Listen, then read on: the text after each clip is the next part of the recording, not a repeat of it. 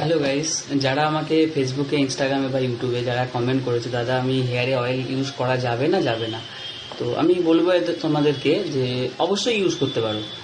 কারণ দেখো, oil use করার সঠিক প্রসিডিওরটা আমি অবশ্যই বলবো। তার আগে আমি বলে দিই, যখন বাইরে তোমরা রাস্তাঘাটে যখন যাচ্ছ, বাইরে ধুলোবালি হেয়ারে লাগছে, এবার তখন তোমরা স্নান করার সময় দেখছো যে মাথায় একটু অয়েল লাগিয়ে নিয়ে তোমরা বেসিক্যালি চান করতে চলে যাও, ঠিক আছে?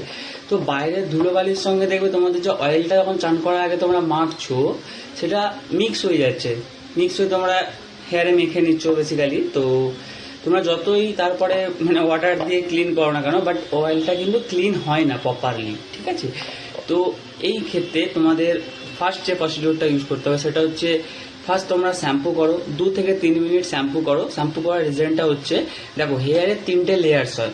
আশা করি ওপরে দেখতেই পাচ্ছ, আমি পুরো হেয়ারের তোমাদের স্ট্রাকচারটা উপরে দিয়ে দিয়েছি, দেখে নিতে পারো। হেয়ারের 3টে লেয়ার্স থাকে, যেটা হচ্ছে ফার্স্ট লেয়ার আছে ক্রিটিক্যাল, সেকেন্ড লেয়ার হচ্ছে কর্টেক্স এবং থার্ড লেয়ার হচ্ছে মডুলা। ওকে, তো শ্যাম্পু করলে না হেয়ারের পিএইচ ব্যালেন্সটা বেড়ে যাবে। পিএইচ ব্যালেন্সটা বেড়ে গিয়ে হেয়ারের যে ফার্স্ট লেয়ার আছে ক্রিটিক্যালস, এই ক্রিটিক্যালস লেয়ারটা দেখবে ওপেন হবে। ওকে, ওপেন হলে তুমি যে অয়েলটা শ্যাম্পু করার পর যখন ইউজ করবে, ফার্স্ট 2 মিনিট শ্যাম্পু করতে হবে। ফার্স্ট 2 মিনিট শ্যাম্পু করার পর যখন ইউজ করছো, অয়েলটা তোমার সেকেন্ড লেয়ারে কর্টেক্সের মধ্যে যাচ্ছে, মানে তোমার হেয়ারের যেটা মেন জিনিস হয় তার মধ্যে যাচ্ছে, গিয়ে অয়েলটা প্যানিটেশন হচ্ছে। প্যানিটেশন হয়ে গেলে তোমাকে হেয়ারে অয়েলটা কম করে 10 মিনিট রাখতে হবে। 10 মিনিট রাখার পরে আবার একবার শ্যাম্পু করবে, কারণ তুমি যে ফার্স্ট লেয়ারটা, আমি যেটা উপরে স্ট্রাকচারে দিয়েছিলাম, যে ফার্স্ট লেয়ার ক্রিটিক্যালস, যে লেয়ারটা তুমি ওপেন করে শ্যাম্পু করার পরে ওপেন করে, যেটা ওপেন করেছিলে আর কি, সেটাকে তোমাকে ক্লোজও করতে হবে, নাহলে হেয়ার আরও বেশি ড্রাই লাগবে। তার জন্য অয়েল, তোমার যে অয়েলটা তোমার হেয়ারে যাওয়ার, কর্টেক্সে যাওয়ার, সেটা অলরেডি কিন্তু হেয়ারে চলে গেছে।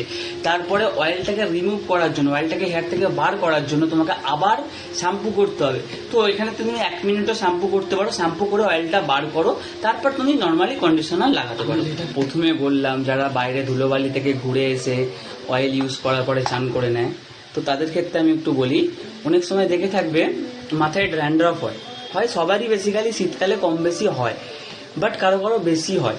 তো এদের ক্ষেত্রে বলে রাখি, যখন তোমরা অয়েলকে প্রপার স্ক্যাল্প থেকে ক্লিন করতে পারবে না, তখন তোমাদের দেখবে মাথায় ড্যান্ড্রফ আসছে, ঠিক আছে? এবার এই ড্যান্ড্রফটা যখন অয়েলের সাথে, প্রপার অয়েলের সাথে স্ক্যাল্পে বসে যাবে, তখন দেখবে কিছুদিন পরে দেখবে রেড টাইপের হয়ে যাবে। আমি উপরে একটা ছবি দিয়েছি, দেখে নিতে পারো তোমরা। তো দেখবে রেড হয়ে গেছে।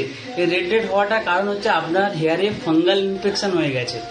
আর ফাঙ্গাল ইনফেকশন হলে স্কিনের সব থেকে বড় ক্ষতি হয়, যেটা হচ্ছে ক্যান্সার হওয়ার রিজন থাকে, এটা স্কিন ক্যান্সার হয় এটা থেকে। তো আমি যে প্রসিডিওরটা বললাম, অবশ্যই এটা ইউজ করো।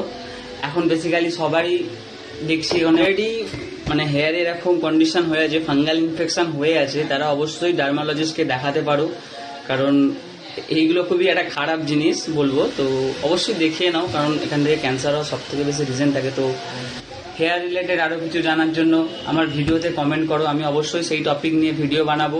ততক্ষণ নেক্সট ভিডিও আসা থাক। ভালো থেকো, সুস্থ থেকো, থ্যাংক ইউ।